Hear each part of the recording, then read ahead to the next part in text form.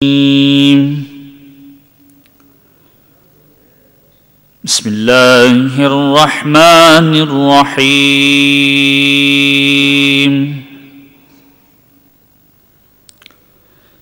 الحمد لله رب العالمين.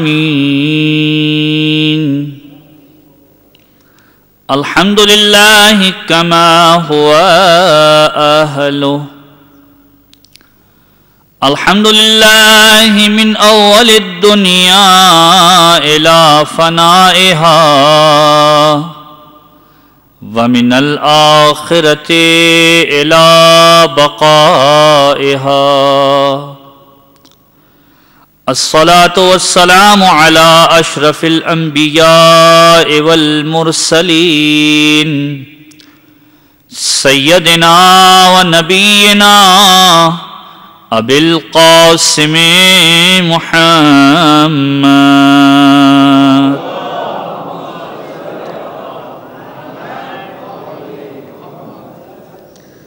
وعلى أهل بيته الطيبين الطاهرين المعصومين المظلومين. دعائے سلامتی امام زمانہ. بسم اللہ الرحمن الرحیم. اللہم کن لولیک الحجۃ ابن الحسن صلواتک علیہ وعلی آبائہ فی ہذہ الساعہ وفی کل ساعة وليا وحافظا وقائدا وناصرا ودليلا وعينا حتى تسكنه أرضك توعا وتمتعه فيها طويلا.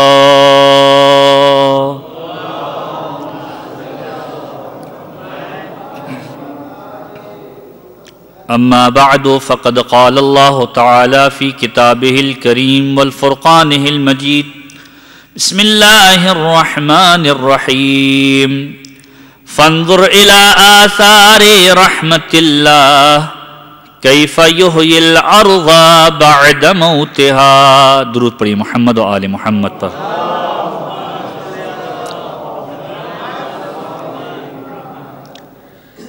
حاضرین کرام قدر، شب شہادت امام جواد علیہ السلام، اسی مناسبت سے اس مجلس اعزا کا انعقاد کیا گیا ہے.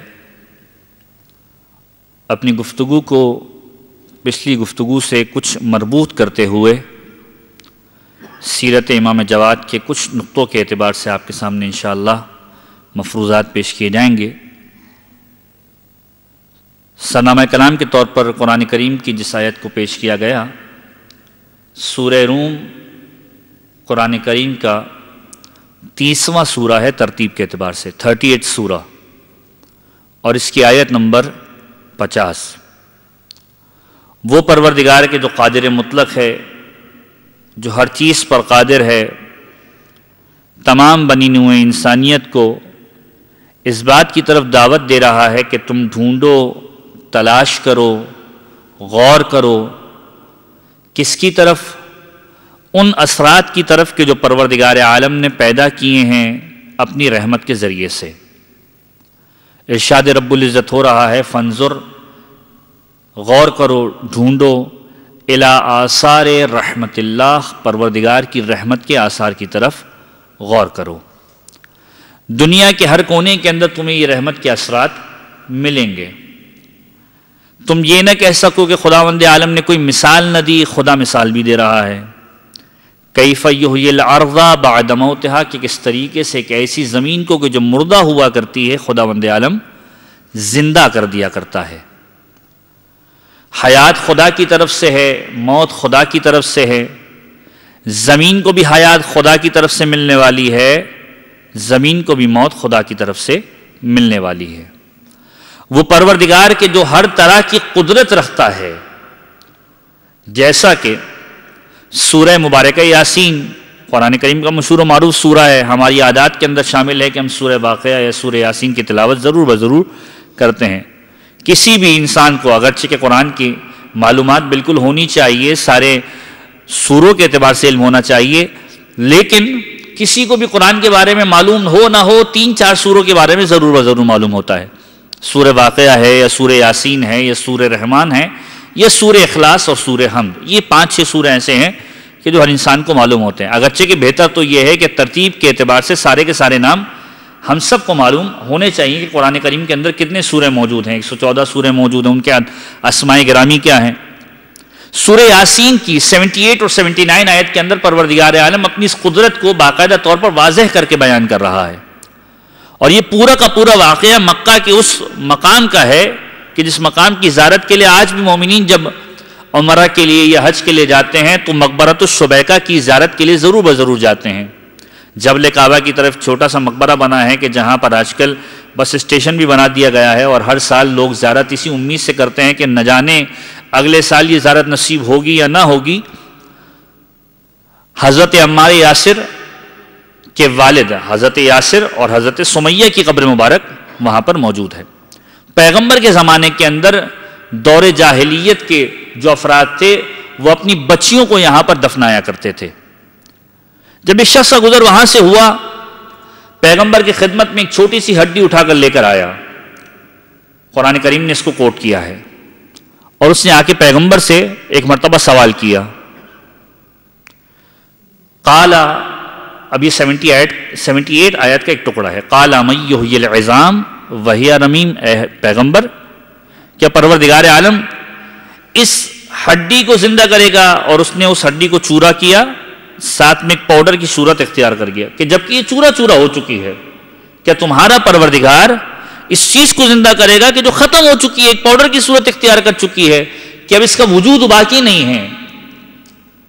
پیغمبر مخاطب ہوئے کہ جس کو قرآن نے کوٹ کیا، قل، اے حبیب کہہ دو، من یحییھا الذی انشأھا اول مرہ وہو بکل خلق علیم، وہ پروردگار کے جب کچھ نہیں تھا اس نے اسے بنایا، اب اس کے موجود ہونے کے بعد کسی دوسری چیز کو بنانا اس کے لیے مشکل کام نہیں ہے۔ جب کچھ نہ تھا اس نے وجود بخشا، تو وجود کے بعد دوبارہ وجود بخشنا پروردگار عالم کی قدرت میں ہے، وہ قادر مطلق ہے۔ جب کچھ نہیں تھا جب اس نے خلق کیا، تو خلقت کے بعد خلق کرنا کوئی مشکل کام نہیں ہے۔ تو یہ پروردگار کے جس نے اپنی رحمت کی طرف دعوت دی کہ وہ زمین کی جو تم سمجھ رہے ہو کہ مردہ ہو چکی ہے، پروردگار عالم اسے زندگی عنایت کر دیا کرتا ہے۔ اور میں نے جیسے کہ پچھلی گفتگو میں عرض کیا کہ انسان کی زندگی کو پروردگار عالم نے ابتدا سے لے کر آخر تک اپنی رحمت کے حجاب میں لپیٹا ہوا ہے، کہ انسان ابھی پیدا نہیں ہوا، پروردگار عالم نے اپنی رحمت کے ذریعے سے اس کے رزق کے اسباب کو فراہم کیا، اور جب آخر میں قیامت کے مرحلے میں آتا ہے، معصوم کی روایت آپ کے سامنے بیان کی گئی کہ فقط حسن ظن پروردگار سے رکھے گا، پروردگار عالم اسے خالی ہاتھ نہیں لوٹائے گا۔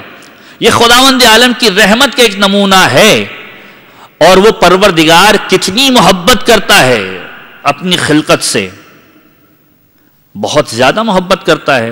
70 ماؤں سے، معصوم کی روایت کا جملہ ہے، 70 ماؤں سے زیادہ محبت کرنے والا ہے۔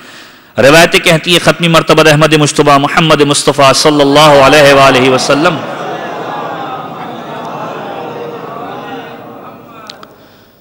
ایک مقام سے گزر رہے تھے، اور دیکھا کہ ایک خاتون اپنی اولاد کو آغوش میں لیے ہوئے تنور پر روٹی بنا رہی ہے۔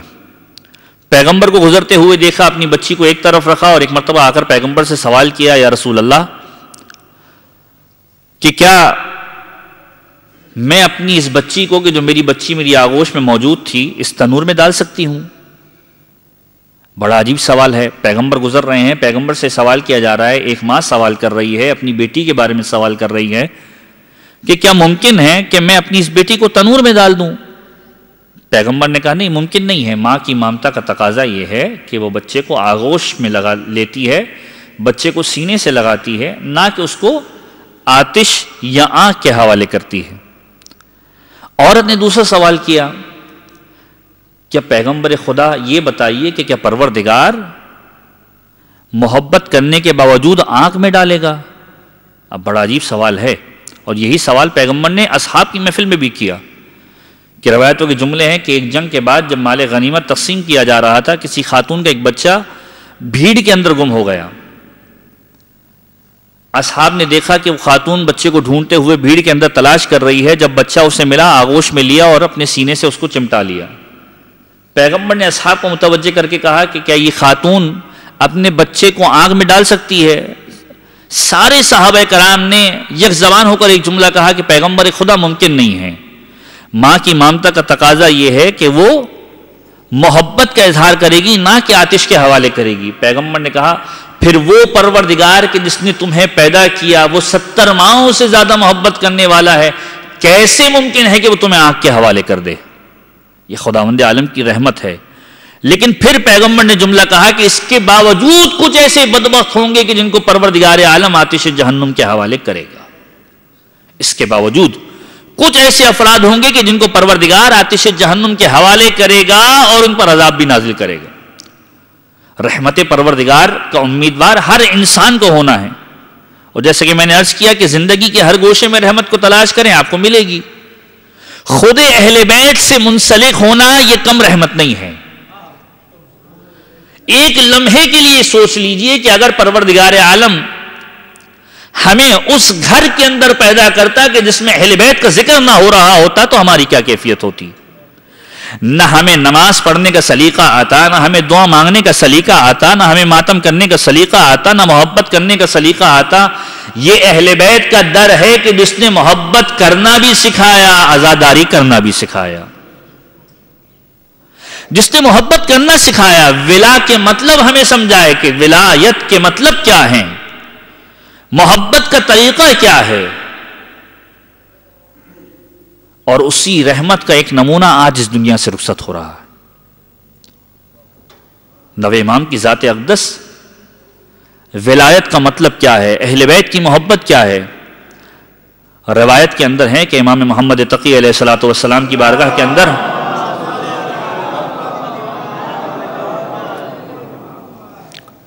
رحمت پروردگار ائمہ طاہرین ہیں۔ نوے امام کی بارگاہ میں ایک شخص آیا اور ایک مرتبہ امام کے ہاتھوں کا بوسہ دیا، امام سے کچھ مسائل کو دریافت کرنا چاہتا تھا، مولا سے سوالات کو کیا، مولا نے سوالات کے جوابات دیے، مولا کی بارگاہ میں کافی دیر تک بیٹھا رہا اور کہا میں چاہتا ہوں مولا آپ کے پاس آتا جاتا رہوں۔ مولا نے کہا کہ تمہارا استقبال ہم کریں گے۔ ایک دن آیا، مولا سے ملاقات کی، چلا گیا۔ دوسرے دن تپتی ہوئی دھوپ کے اندر آیا اور اس کے بعد مولا کا انتظار کرنے لگا کہ مولا گھر سے باہر نکلیں اور اس سے ملاقات کریں۔ مولا کو خبر نہ کی تھی کہ مولا سے ملاقات کرنے کے لیے آیا ہے۔ جب کچھ دیر گزری ایک غلام آیا اور کہا کہ تیرے مولا نے تیرے لیے غذا کا سبب فراہم کیا ہے۔ کسی کو خبر نہ تھی، مولا نے غذا کے سبب کو فراہم کیا۔ غذا دینے کے بعد کہا مولا نے تجھے بلایا ہے۔ مولا کی بارگاہ میں آیا، سوال کرنے شروع کیے کہ مولا مجھے یہ بتائیے کہ آپ کی دوستی ہمیں کیا صلہ دینے والی ہے، آپ کی محبت ہمیں کیا صلہ دینے والی ہے، آپ سے محبت کا کیا فائدہ ہے؟ نوے امام نے اس کو مخاطب کیا اور یہ جملہ کہا کہ میرے بابا چھٹے امام صادق آل محمد امام جعفر صادق علیہ السلام کی بارگاہ میں ایک خراسانی شخص آیا۔ میرے بابا کے پاس ایک غلام ہوا کرتا تھا جو میرے بابا کی خدمت کیا کرتا تھا، اور خدمت کیا کرتا تھا اس طریقے سے کہ میرے بابا کا ہر کام کیا کرتا تھا، کوئی ضرورت ہو میرے بابا کی وہ غلام پورا کیا کرتا تھا۔ ایک دن آیا کہ میرے بابا یعنی چھٹے امام مسجد کے اندر گئے، اور جب مسجد کے اندر گئے بہت سارے خراسانی افراد میرے بابا سے ملنے کے لیے آئے۔ غلام کو بلایا اور غلام سے کہا کہ ہم چاہتے ہیں کہ تم اپنے آقا و مولا سے پوچھو کہ تمہیں غلامی سے نکال کر ہمیں غلامی میں لے لیں، ہم مال و دولت والے ہیں، دولت مند ہیں، صاحب ثروت ہیں، جتنی دولت ہے تمہیں دے دیں گے، تم بس یہ کام کرو کہ تم اپنی جگہ پر ہمیں لگوا دو۔ اب یہ نوے امام چھٹے امام کا پورا واقعہ کوٹ کر رہے ہیں اس مومن سے کہ تم یہ کام کرو کہ ہمیں اپنی جگہ پر لگوا لو. تمہیں زندگی کے اندر شاید بہترین موقع نہ ملے گا, جا کے اپنے آقا مولا سے پوچھو اور پوچھ کر پھر ہمیں آ کر بتلا دو. یہ غلام مسجد کے اندر داخل ہوا, چھٹے امام کی بارگاہ کے اندر داخل ہو کر سوال کیا, یا مولا زندگی کے اندر ایک بہترین موقع پروردگار عالم نے فراہم کیا ہے, کہ اگر یہ موقع مجھے میسر آ جائے تو کیا آپ مجھے روکیں گے؟ اب مولا کے جملے واقعاً بڑے خوبصورت ہیں. مولا نے کہا میں تجھے روکوں گا نہیں, لیکن تجھے بہترین موقع فراہم ضرور کروں گا. تجھے روکوں گا نہیں, لیکن تجھے بہترین موقع ضرور بضرور فراہم کروں گا. اس نے پوری رودات سنائی کہ ایک صاحب ثروت شخص باہر آیا اور کہتا ہے کہ میں آپ کی غلامی سے دستبردار ہو جاؤں اور اس کو آپ کا غلام بنا دوں. وہ صرف آپ کی غلامی کرنا چاہتا ہے, نتیجتاً مجھے اس کی مال و دولت مل جائے گی, میں صاحب ثروت ہو جاؤں گا. مولا آپ کو اعتراض تو نہیں ہے؟ مولا نے کہا مجھے کوئی اعتراض نہیں ہے. اب جب مڑ کے جانے لگا, مولا نے کہا میں نے تجھے کہا تھا موقع ضرور دینے والا ہوں, اب ایک چیز سنتا جا. روز قیامت جب پروردگار عالم کی بارگاہ میں سارے کے سارے افراد جمع ہوں گے, سب سے پہلا نور جو پروردگار کی بارگاہ میں جمع ہوگا وہ پیغمبر خدا کا نور ہوگا. اور جب پیغمبر کا نور پروردگار کی بارگاہ میں آئے گا, اس سے ملحقہ نور جو ہوگا وہ مولائے کائنات کا نور ہوگا. کہ ہمارے بابا کا نور یعنی مولائے کائنات کا نور, اس نور سے ہم سارے کے سارے ائمہ طاہرین منسلک ہو جائیں گے. اور ان نور انوار کے ساتھ جب ہمارے شیعہ آئیں گے تو وہ نور کے ساتھ ملحق ہوتے چلے جائیں گے. اور جب روز قیامت برپا ہوگی تو ہمارا ہر چاہنے والا کہ جس نے ہماری ولایت کا دم بھرا ہوگا ہمارے ساتھ محشور کیا جائے گا. اب تو جانا چاہتا ہے تو چلا جا. راوی کہتا ہے کہ شخص باہر نکلا اور باہر آ کر اسٹریٹ فارورڈ اس شخص سے کہا کہ اب میں مولا کی غلامی کو نہیں چھوڑنا چاہتا. خراسانی شخص جو آیا تھا مولا سے ملاقات کے لیے, ایک مرتبہ کہا کہ یہ تو بتا, جاتے وقت تیرے چہرے کے تاثرات کچھ اور تھے, واپس آتے وقت تیرے چہرے کے تاثرات کچھ اور ہیں. گیا تو اس خوشی کے ساتھ گیا تھا کہ واپس آنے کے بعد اس آفر کو قبول کرے گا, واپس آیا تو اتنی ریجڈنس کے ساتھ آ رہا ہے کہ اب یہ آفر تجھے قبول ہی نہیں کرنی. وجہ کیا ہے؟ کہ وجہ یہ ہے کہ مجھے معلوم ہے کہ میرے مولا کی بارگاہ میں رہنے کی وجہ سے مجھے کیا ملنے والا ہے. یہ وہ دولت ہے جو مجھے دنیا کے کسی گوشے میں نہیں مل سکتی. یہ محبت اہل بیت کی وہ نعمت ہے کہ جو کسی اور کو نہیں مل سکتی. لہذا میں اس سے دور نہیں ہونا چاہتا. جب مولا کائنات کی بارگاہ کے اندر ایک شخص آیا اور کہا مولا میرے غریب خانے پہ تشریف لے آئیے. مولا نے بڑا عجیب جملہ کہا. مولا نے جملہ یہ کہا کہ میں کسی غریب کے گھر پہ جاتا نہیں ہوں. نعوذ باللہ من ذالک. کوئی ایسا جملہ نہیں ہے کہ جس سے مولا کی توہین کی جا رہی ہوں. مولا نے کہا میں کسی غریب کے گھر پہ نہیں جاتا. کہا مولا ہم آپ کی ولایت کا دم بھرتے ہیں, پیغمبر کے بعد آپ پر ایمان لے کر آئے ہیں, آپ کی امامت کے اندر جی رہے ہیں, ایک شخص آپ کو بلا رہا ہے اور آپ کہہ رہے ہیں کہ ہم کسی غریب کے گھر پہ نہیں جاتے. مولا نے کہا کہ کس نے کہا کہ تو غریب ہے؟ کس نے کہا کہ تو غریب ہے؟ کہ مولا آپ کا جملہ تو یہی بتلا رہا ہے. مولا نے سوال کیا ذرا یہ بتلا کہ اگر میزان کو لایا جائے, ایک پلڑے کو لایا جائے, دنیا کی ساری دولت ایک طرف رکھ دی جائے اور دوسری طرف اس سے کہا جائے کہ دنیا کی ساری دولت لینے کے بعد میری محبت کو دل سے نکال دے, کیا ممکن ہے؟ کہ مولا ممکن نہیں ہے. دنیا کی ساری دولت کو ایک طرف رکھ دیا جائے, آپ کی محبت کو ایک طرف رکھ دیا جائے. مولا نے کہا کہ پھر تو غریب کیسے ہو گیا؟ جب پلڑے کے ایک میزان کے اندر دنیا کی ساری دولت آ جائے, دوسری طرف حب علی نہ آ پائے, تو سمجھ لو کہ حب علی وہ چیز ہے کہ دنیا کی ساری دولت کے اوپر بھاری ہے.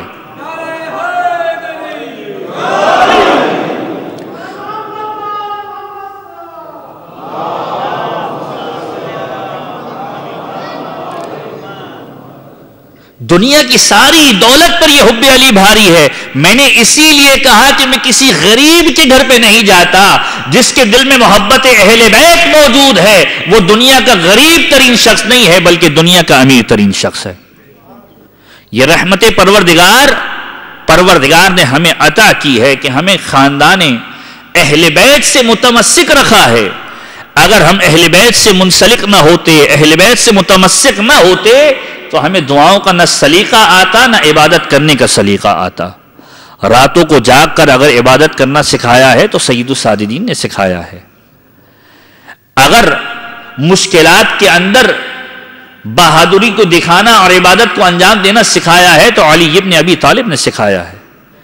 یہ رحمت پروردگار نے ہمیں عطا کی ہے، اور اسی رحمت کا ایک سلسلہ امام محمد تقی علیہ الصلوۃ والسلام کی ذات ہے۔ درود پڑھیے محمد والے محمد۔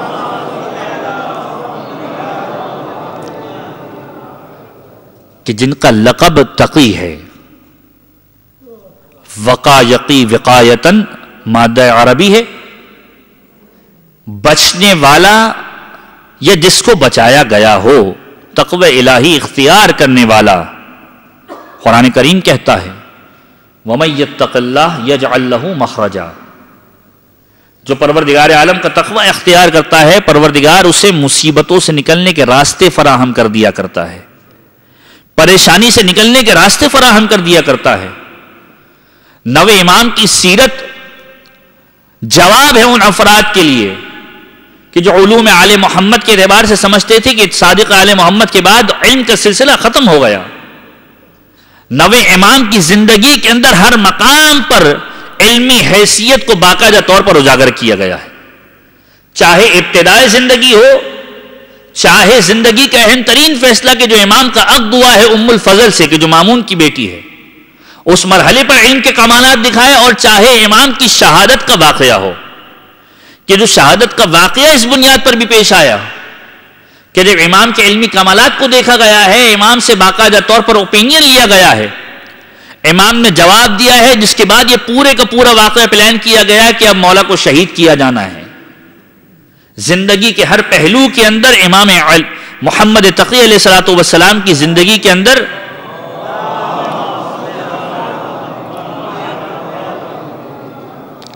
یہ پہلو نظر آتا ہے جو علمی پہلو ہیں کہ بچپنے کا سن ہے۔ تاریخ امامت کے اندر، میں نہیں کہوں گا تاریخ عصمت کے اندر، معصومین کے اندر جو سب سے کم سن ترین ہستی ہے وہ شہزادی کونین کی ہستی ہے۔ اماموں کے اندر جو سب سے کم سن ترین ہستی ہے وہ امام محمد تقی کی ہستی ہے کہ پوری زندگی کا عرصہ 25 سال کا ہے، جوانی کا عرصہ ہے۔ 25 سال کی زندگی کے اندر علمی کمالات کو دکھلایا ہے، اور دشمنان اہل بیت معترف ہوئے ہیں کہ واقعاً یہ کون سی ہستی ہے، یہ اہل بیت کا جمال ہے، یہ اہل بیت کا کردار ہے۔ کردار اہل بیت کو سمجھایا ہے، کردار اہل بیت کو بتلایا ہے کہ بچپنے کا عالم ہے۔ بغداد میں جب آئے ہیں 8ویں امام کی شہادت کے بعد، ایک سفر عراق کا کیا ہے، اور جب پہنچے ہیں مامون کے زمانے کے اندر، بچپنے کا عالم ہے، کھیل رہے ہیں۔ بچوں کو سکھایا جاتا ہے کھیلنے کا طریقہ نہیں، آداب سلطنت سکھائے جاتے ہیں، بادشاہ آئے تو ہٹ جاؤ۔ چھوٹے سے بچے، پروردگار عالم نے ہر ایک کی فطرت کے اندر قدرتی چیزیں ڈالی ہیں۔ بچے کی فطرت یہ ہے کہ وہ کھیلے گا، چاہے اسے روکا جائے، اس کی فطرت میں کھیلنا ہے، ایک مخصوص عمر تک وہ کھیلے گا۔ ائمہ تحرین کے اعتبار سے کچھ فطرتی چیزیں ہیں۔ جب امام محمد تقی بچپنے کے عالم میں ہیں، بغداد کے اندر دیکھا مامون کی سواری آتی ہے، اور سواری آنے کے بعد سارے کے سارے بچے بھاگ جاتے ہیں، لیکن ایک ہستی ہے کہ جو سامنے کھڑی ہوئی ہے۔ مامون نے دیکھا تو ایک مرتبہ سوال کیا کہ اے بیٹا، تو کون ہے کہ جو اس راستے سے نہیں ہٹا کہ جس راستے سے سب ہٹ چکے ہیں؟ اپنا تعارف کروا اور یہ بتا کہ تو گیا کیوں نہیں؟ اب سوال ہوا ہے کہ تم ہٹے کیوں نہیں، یا تم نے جگہ کیوں نہیں دی، سواری بادشاہ کی آ رہی ہے۔ اور امام کا جواب کیا ہے؟ یہ وہ امام ہے کہ جن کے بارے میں 8ویں امام کا جملہ یہ ہے کہ میرا بیٹا وہ بیٹا ہے جس کے اوپر وہی اعتراضات کیے جائیں گے کہ جو مسیح کی مسیحیت پر کیے گئے، جو عیسیٰ پر کیے گئے۔ کیا اعتراض تھے؟ پہلا اعتراض یہ تھا کہ عیسیٰ کو نبوت اتنی جلدی کیسے مل گئی؟ قرآن کریم شاہد ہے۔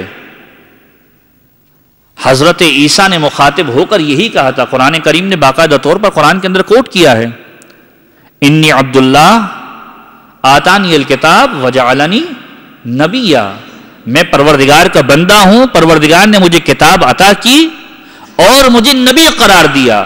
کس وقت کہا تھا؟ کہ جب کچھ مہینوں کے تھے یا کچھ دنوں کے تھے. کہ وہی اعتراض میرے بیٹے پر آئے گا کہ اتنی جلدی امامت کیسے مل گئی. یاد رکھو کہ دونوں عہدے ایسے ہیں, امامت اور نبوت کا عہدہ, کہ جس کو پروردگار عالم جب چاہے جسے چاہے دے دیا کرتا ہے, اور اس کے لیے عمر اور سن کی کوئی قید نہیں ہوتی. بعض اوقات 40 سال کے بعد اعلان کروایا کرتا ہے, بعض اوقات بالکل ابتدائی سن کے اندر اعلان کروا دیا کرتا ہے. پیغمبر کی مثال لو تو 40 سال کے بعد باقاعدہ اعلان کروایا جائے گا. ایسا نہیں ہے کہ پیغمبر 40 سال سے پہلے نبی نہیں تھے, پیغمبر نبی تھے, لیکن پیغمبر سے اعلان پروردگار نے 40 سال کی عمر میں کروایا, اور عیسیٰ نبی تھے جب پیدا ہوئے اسی وقت اعلان کروایا. امامت کا مرحلہ بھی یہی مرحلہ ہے. 195 سن ہجری کے اندر امام کی ولادت ہوئی ہے. 8 سن ہجری کے اندر منصب امامت پر فائز ہوئے ہیں کہ جب امام علی ابن موسیٰ الرضا اس دنیا سے رخصت ہوئے. اور یہ اس سے پہلے کا واقعہ کہ جب سارے بچے چلے گئے, حاکم وقت سوال کرتا ہے کہ آپ راستے سے کیوں نہیں ہٹے. امام کا جواب یہ ہے کہ دیکھو 3 باتیں ہیں, 3 باتوں کی بنیاد پر مجھے راستے سے ہٹ جانا چاہیے تھا. یا تو راستہ اتنا تنگ ہوتا کہ آپ کی سواری گزر جاتی اور میں کھڑا نہیں رہ پاتا, راستہ کشادہ ہے, آپ کی سواری بھی گزر سکتی ہے اور میں کھڑا بھی رہ سکتا ہوں. دوسری وجہ یہ ہو سکتی ہے کہ میں نے کوئی ایسا گناہ کیا ہو کہ جس کے اوپر آپ مجھے سزا دیں. نہ تو میں خطا کار ہوں, نہ میں نے کوئی گناہ کیا ہے. ہاں, تیسری وجہ ہو سکتی ہے. وہ تیسری وجہ کیا ہے؟ وہ تیسری وجہ یہ ہے کہ اگر آپ ظالم ہیں تو میں آپ کے ظلم کے خوف سے بھاگ جاتا ہوں. اب جواب اس بچے سے سنا ہے, سمجھ گیا کہ کسی ایسے گھرانے کا بچہ ہے کہ جو عام گھرانہ نہیں ہے, جس کی نسل کے اندر کوئی علمی حیثیت ضرور ہے. کہا کون ہو؟ کہا فرزند علی ابن موسیٰ الرضا ہوں, فرزند علی ابن موسیٰ الرضا ہوں. اپنا تعارف کروایا.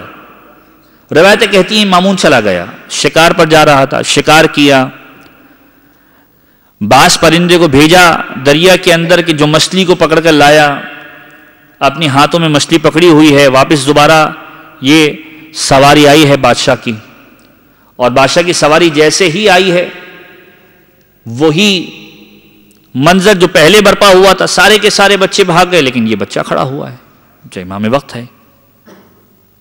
سوال کیا کہ کیوں کھڑے ہو؟ سب چلے گئے. کہا میں نے پہلے وجوہات کو بیان کیا, اگر آپ کہتے ہیں ظالم ہیں تو میں چلا جاتا ہوں. لیکن اب سوال کیا کہ ذرا یہ بتاؤ میرے ہاتھ میں کیا ہے, کون سی چیز ہے جو میرے ہاتھ میں پوشیدہ ہے, جو میں نے چھپا کر رکھی ہوئی ہے. اب امام نے باقاعدہ طور پر بیان کرنا شروع کیا. اور کیا بیان کیا کہ دیکھو پروردگار عالم نے خلقت کو پیدا کیا ہے, وہ قادر مطلق ہے, اس نے ساری کی ساری مخلوقات کو بنایا ہے. اس نے زمین کو خلق کیا, اس نے آسمان کو خلق کیا, زمین پر دریاؤں کو بہایا ہے, آسمان پر بادلوں کو سجایا ہے.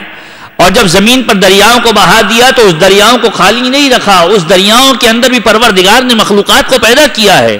اور ان مخلوقات کو پیدا کرنے کے بعد جب دنیا کے ظالم و جابر حکمران شکار کے لیے جاتے ہیں تو اپنے پرندوں کو بھیج کر مچھلیوں کا شکار کرواتے ہیں, اور جب وہ مچھلیوں کا شکار کر لیتے ہیں تو اولیاء خدا سے آ کر سوال کرتے ہیں کہ بتاؤ میرے ہاتھ میں کیا ہے؟ تمہارے ہاتھ میں وہ مچھلی ہے کہ جو تم نے اپنے پرندے کے ذریعے شکار کروائی.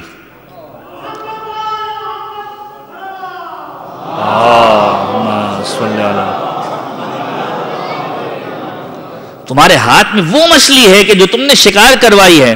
کسی نے امام سے سوال کر لیا, مولا آپ آسان سے جملوں میں یہ کہہ دیتے کہ مچھلی ہے ہاتھ میں, قضیہ ختم ہو جاتا, معاملہ ختم ہو جاتا. مولا کا جواب یہ ہے کہ دیکھو حضرت موسیٰ سے جب عصا کے بارے میں سوال کیا گیا تھا تو انہوں نے اسے عصا کی پوری ہسٹری بتائی تھی کہ یہ وہ ہے کہ جس سے سہارا لیا جاتا ہے, یہ وہ ہے کہ جس کے ذریعے سے چلا جاتا ہے. اگر میں یہ کہہ دیتا کہ یہ مچھلی ہے تو میرے علم کو اس کے اوپر واضح ہو جانا تھا، لیکن میں اسے بتلانا چاہ رہا تھا کہ اسے علم کا اندازہ تو ہو جائے، علم کی گہرائی کا بھی اندازہ ہو جائے۔ علم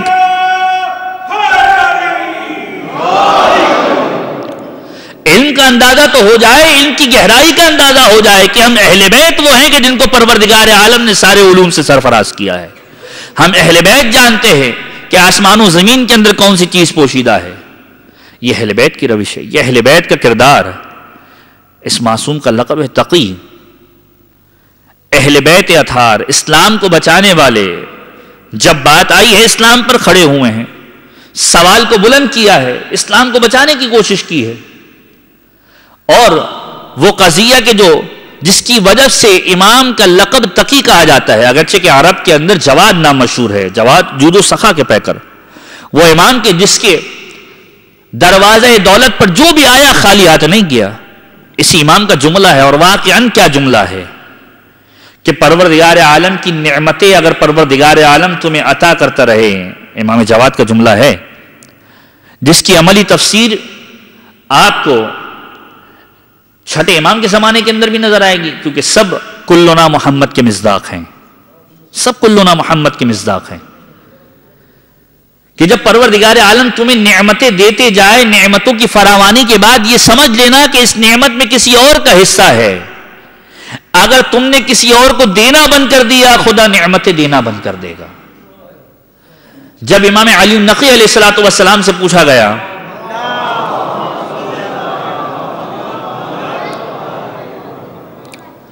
کہ مولا کی بارگاہ میں جب کوئی سوال کرنے والا آتا تھا مولا دے دیا کرتے تھے، بعض روایتیں ایسی بھی ملتی ہیں اپنا لباس تک دے دیا، درہم و دنانیر دے دیے، ہر طرح کی شے جو گھر میں موجود ہوتی تھی اگر سائل دروازے پر آئے مولا دے دیا کرتے تھے۔ کسی نے سوال کیا مولا کیا وجہ ہے، آپ یہ چیزیں اس طریقے سے دینا بند کیوں نہیں کرتے؟ مولا کا جملہ یہ تھا، اگر میں نے یہاں سے دینا بند کر دیا وہ وہاں سے دینا بند کر دے گا، اگر میں نے اس دنیا کے اندر دینا بند کر دیا وہ وہاں سے دینا بند کر دے گا۔ اور یاد رکھو جب تک یہ ہاتھ دیتا جائے گا خدا بھی مجھے دیتا جائے گا، جب تک یہ ہاتھ دیتا جائے گا خدا بھی مجھے دیتا جائے گا۔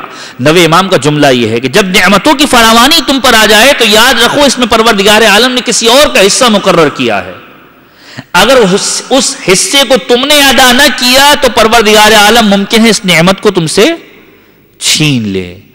لہذا نعمتوں کی فراوانی ہو تو دوسروں کا خیال خاص طور پر رکھو۔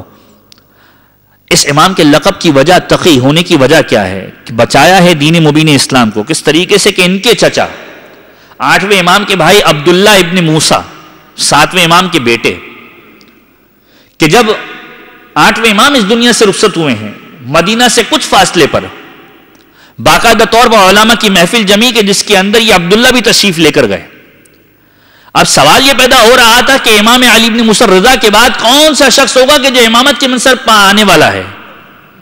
یہ اس جگہ پر جا کر بیٹھ گئے کہ جس جگہ پر عموماً امام حشتوں میں امام علی بن موسیٰ رضا بیٹھا کرتے تھے، اور جب اس مقام پر جا کے بیٹھا لوگوں نے سوالات کرنا شروع کیے، سوالات کے جوابات تو غلط دیے، سوالات کے جوابات غلط دیے، اور جب سوالات کے جوابات غلط دیے حجت خدا نے ظاہر ہو کر بتلایا کہ آپ نے غلط جوابات دیے۔ نوے امام تشریف لائے۔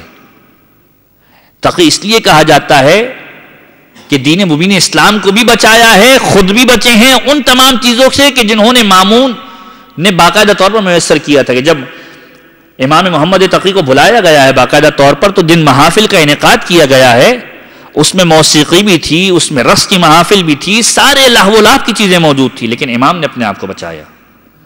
اس لیے تقی لقب ہے، اور اس لیے بھی ہے کہ دین مبین اسلام کو بھی بچایا۔ کس طریقے سے کہ جب چچا نے ایک مسئلے کو غلط بتلا دیا، ایک مرتبہ کہا کہ اے چچا جس منصب کے آپ اہل نہیں ہیں اس کا دعویٰ کیوں کرتے ہیں، اور جس چیز کا آپ کو علم نہیں ہے اس چیز کا جواب کیوں دیتے ہیں؟ پہلی چیز تو ہمارے شاید متعلق نہ ہو، امامت کا دعویٰ کرنا ہر ایک کی بس کی بات تو نہیں، لیکن جو دوسرا جملہ ہے وہ ہمارے لیے کہ جس چیز کے بارے میں معلوم نہیں ہے اس کے بارے میں بتلاتے کیوں ہیں؟ ایک شرعی مسئلہ پوچھا گیا، شرعی مسئلے کا غلط جواب دیا۔ آج کل تو لوگ ماشاءاللہ حوزہ علمیہ فیس بک سے اب رابطہ کر کے بیٹھے ہوئے ہیں، حوض علمیہ نجف اور قم کہاں چلا گیا مجھے نہیں معلوم، لیکن اب جو بھی سوال ہوتا ہے پہلے فیس بک کھولا جاتا ہے اور اس کے اوپر پہلے اس کا جواب ڈھونڈا جاتا ہے، نہ دیکھا جاتا ہے کہ اس کی اوتھینٹیکیشن کیا ہے، نہ اس کی صحیح سند کیا ہے۔ بہرحال یہ ہمارے معاشرے کا مسئلہ ہے جس کو حل ہونے کی ضرورت ہے۔ تو یہ جواب باقاعدہ دیا کہ جس چیز کے بارے میں آپ کو علم نہیں ہے اس کے بارے میں آپ جواب کیوں دیتے ہیں، اور پھر بتلایا کہ اس کا جواب کیا ہے۔ شرعی مسئلہ تھا، اس کا جواب بتلایا کہ اگر کوئی انسان فعل حرام کرے تو اس کی حد کیا ہوتی ہے، اس کی سزا کیا ہوتی ہے۔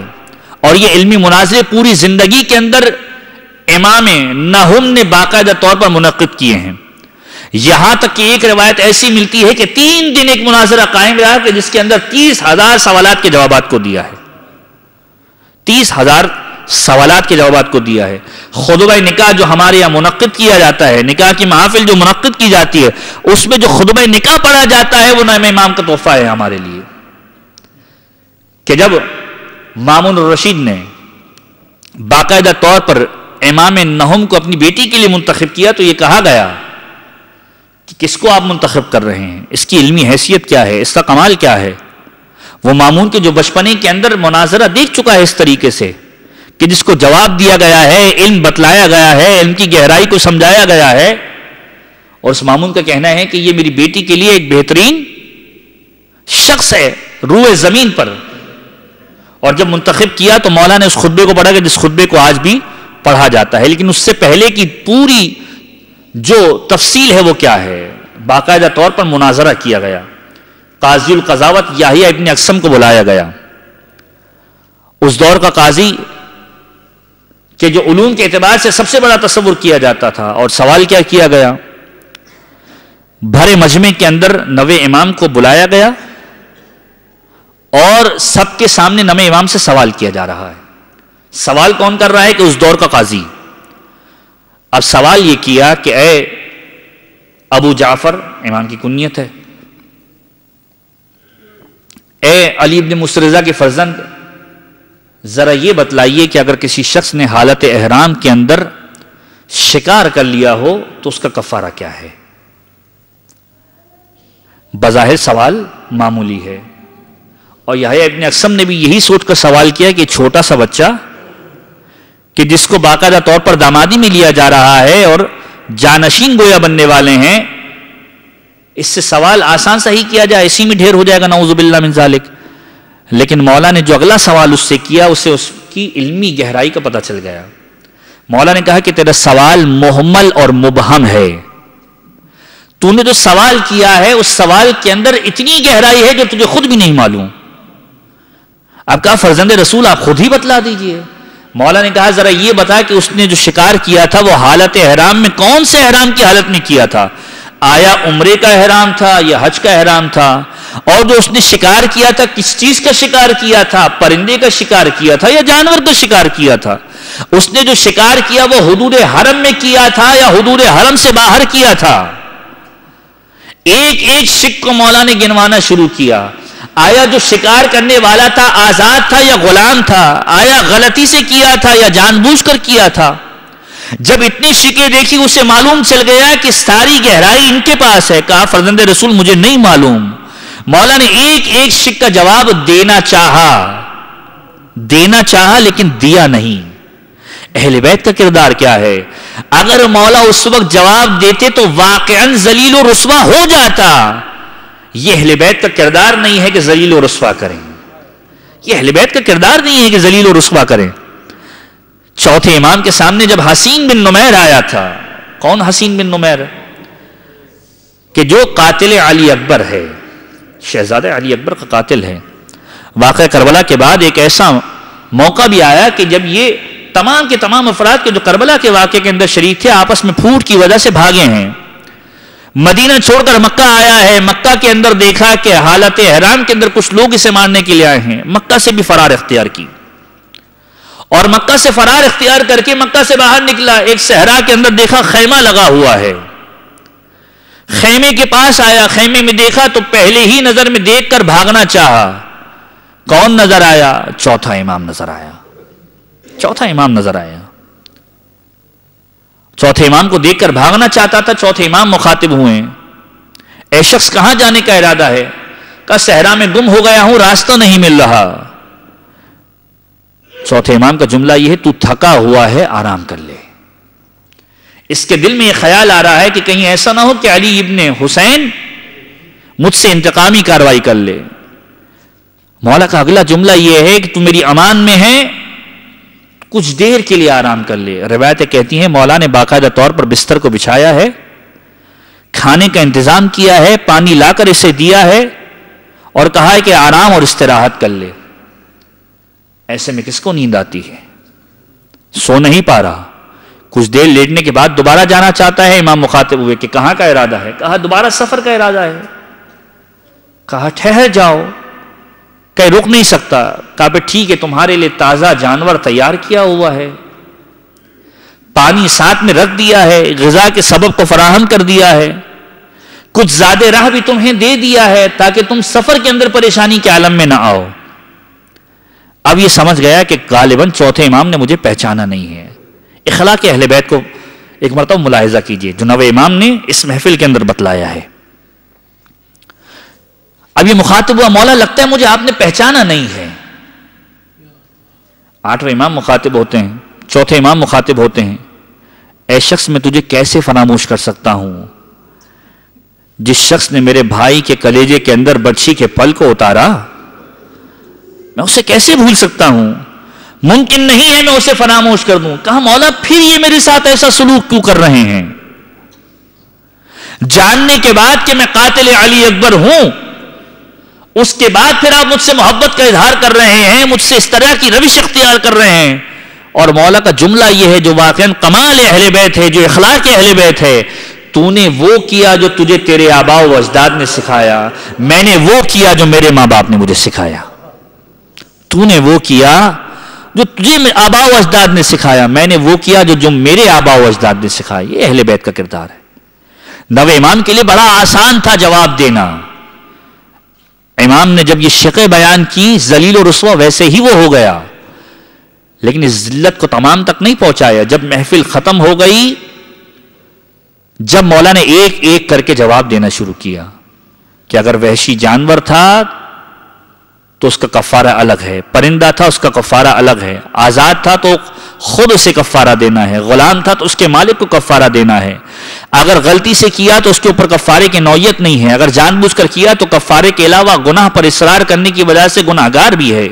ایک ایک شق کو بتلایا اور پھر سوال بھی کیا، لیکن نوے امام نے اپنی علمی قابلیت کو بتلایا ہے، اور یہی علمی قابلیت ہے کہ جس کی وجہ سے امام کو شہید بھی کیا گیا کہ جب ایک معاملہ قضاوت کا پیش آیا اور قضاوت کے معاملے کو پیش کرنے کے بعد باقاعدہ طور پر نوے امام سے اوپینین لیا گیا، دربار قائم ہے کہ جس کے اندر ایک چور کے سزا کے اوپر باقاعدہ طور پر قضاوت کا معاملہ لایا گیا۔ کسی نے کہا کہ ہتھیلی تک ہاتھ کو کاٹا جائے، کسی نے کہا کہ کوہنی تک ہاتھ کو کاٹا جائے۔ یہ سارے وہ افراد تھے کہ جو اس وقت کے قاضی القضاوت شمار ہوتے تھے۔ معتصم کا زمانہ ہے جو مامون کا بھائی ہے۔ معتصم نے سب سے پوچھنے کے بعد ایک مرتبہ نوے امام سے سوال کیا، فرزند رسول ذرا یہ بتلائیے کہ اس چور کی سزا کیا ہونی چاہیے؟ آیا اس کی ہاتھوں کو کلائیوں تک کاٹنا چاہیے یا اس کے ہاتھوں کو کوہنیوں تک کاٹنا چاہیے؟ امام نے کہا کہ جب تم سارے قضاوت کرنے والوں سے مشورہ لے چکے ہو تو ان کے مشورے پر عمل کرو۔ کہا نہیں مولا، آپ فرزند رسول ہیں، آپ بتلائیے۔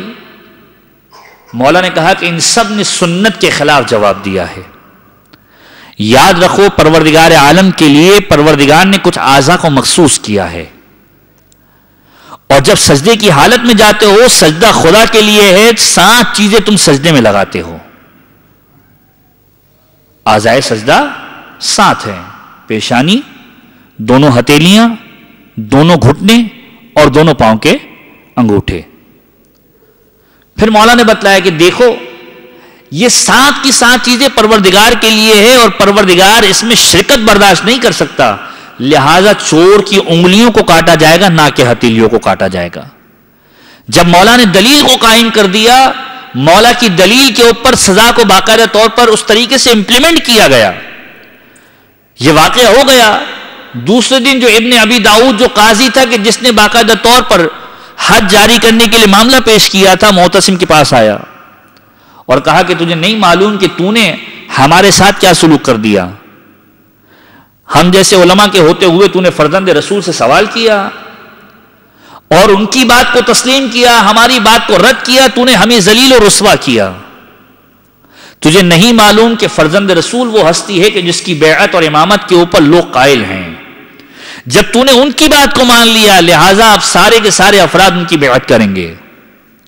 یہ وہ بیج تھا کہ جس کو بویا گیا، جس کے بعد نوے امام کی شہادت کے اسباب کو فراہم کیا گیا.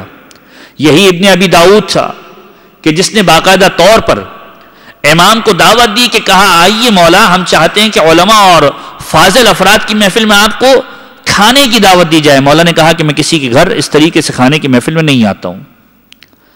لیکن اب بہانہ تبدیل کیا گیا اور کہا ہم چاہتے ہیں مولا آپ کے علم سے استفادہ کریں. اہل بیت سے اگر علم کا سوال کیا جائے، اہل بیت نے کبھی منع نہیں کیا ہے. وہ اہل بیت کے جس کا دعویٰ ہی یہ ہے سلونی سلونی، جو مولا کائنات کا دعویٰ ہے کہ مجھ سے سوال کر لو اس سے پہلے کہ میں تم سے چلا جاؤں. اور جب اس محفل میں گئے ہیں، بعض روایتیں کہتی ہیں کہ بالکل امام علی بن موسیٰ رضا کی طرح انگور کے خوشے میں زہر کو ڈال کر دیا گیا ہے، اور بعض روایتیں ہیں کہ باقاعدہ طور پر غذا کے اندر زہر کو ڈال کے دیا گیا ہے.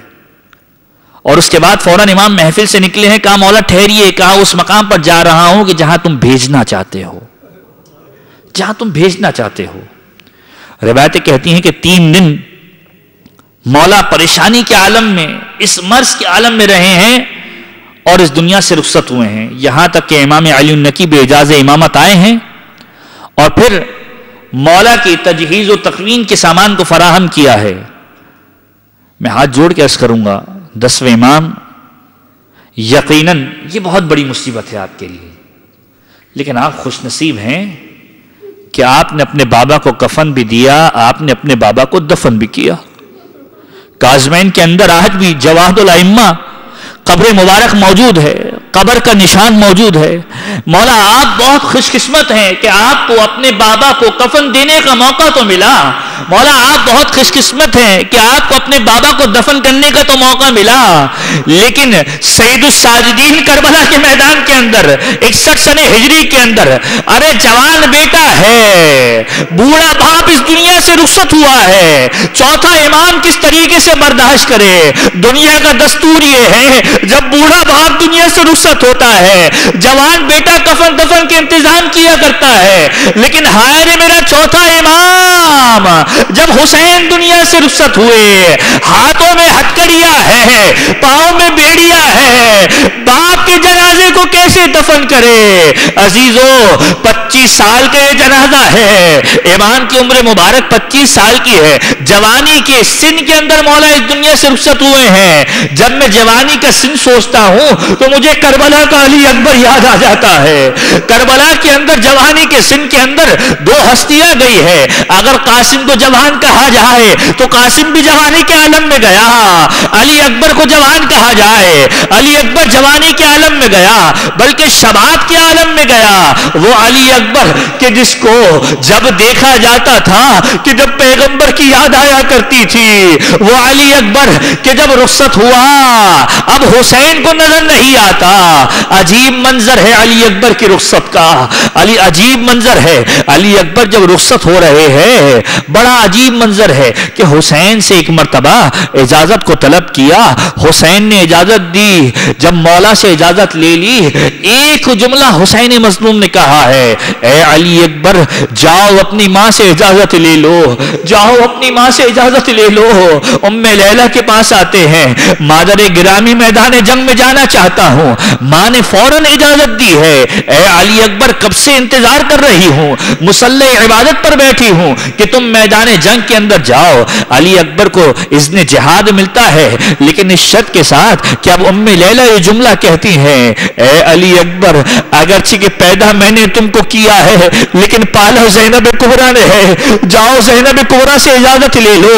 اور جب زینب کبریٰ کی بارگاہ میں آتے ہیں اب کس طریقے سے علی اکبر راضی کریں، روایتوں کے عجیب اسلوب دیکھے ہیں کہ ایک مرتبہ ثانیہ زہرا کے زانوؤں پر سر رکھا ہے، پھوپھی اماں کوئی بھی مسئلہ درپیش ہوتا ہے آپ سے مسئلے کا حل دریافت کرتا ہوں، ایک بڑا عجیب مسئلہ پیش آ گیا ہے۔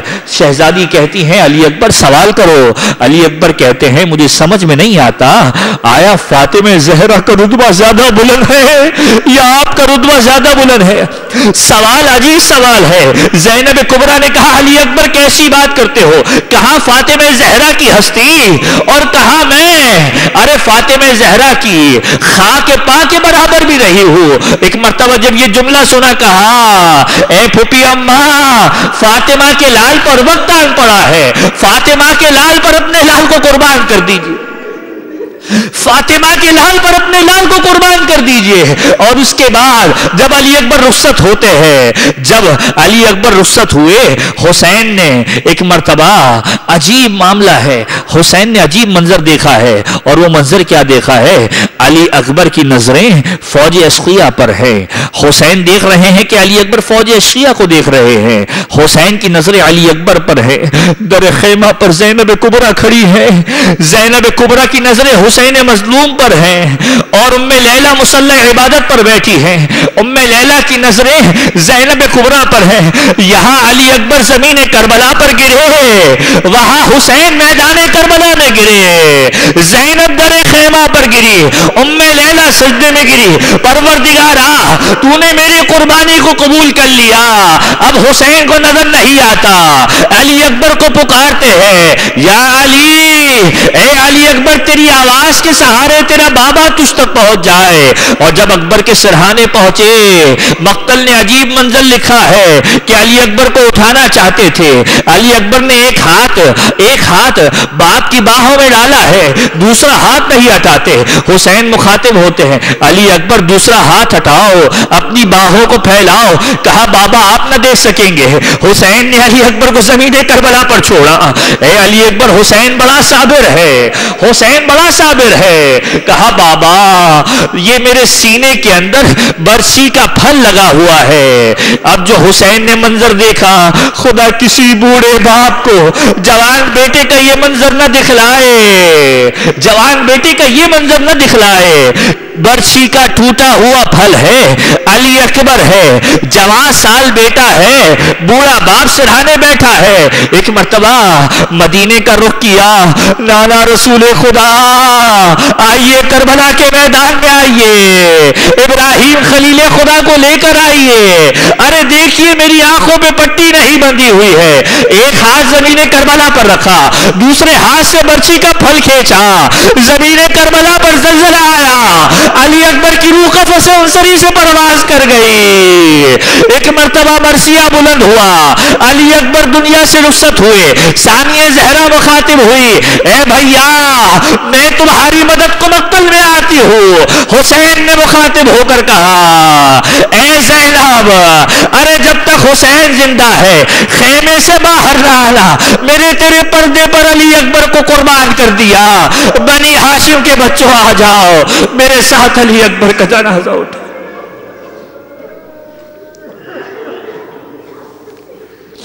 وَسَيَعْلَمُ الَّذِينَ ظَلَمُوا آلَ مُحَمَّدٍ أَيَّ مُنْقَلَبٍ يَنْقَلِبُونَ۔ بار الہ ہمارے اس قلیل توسل کو اپنی بارگاہ میں مقبول و منظور فرما۔